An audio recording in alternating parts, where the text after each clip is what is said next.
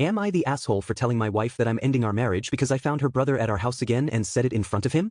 I am 38, left my wife F38 today. 5 years together and 4 married. I have battled her lack of boundaries about her family for the past 2 years.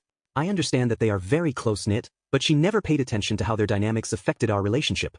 I experienced every just no family situation. My food was eaten, showing up uninvited, meddling, you name it. 9 months ago, my mother and father-in-law began divorce proceedings. He had cheated, fell madly in love with a side chick with whom he's lived for the past 15 years, and he decided that he wants to get remarried.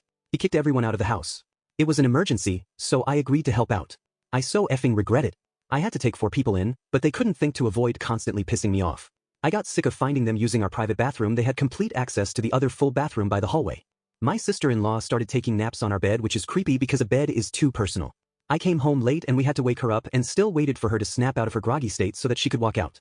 It lasted for 3 months, but the problems persisted. No matter how many times I told my wife and even told them, they still showed up at random hours. Even if I didn't run into them, I know she was allowing them to come over. I hated their presence. They would eat my snacks and get on my expensive recliner chair, which again, they didn't contribute a penny for. I had a mini orchard that they picked empty.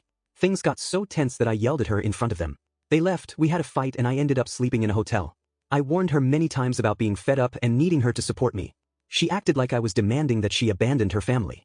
Today, I came home to find her brother's car blocking the entrance. Not on the side and not even on the driveway, just right in the middle where my only option would be to get on the lawn.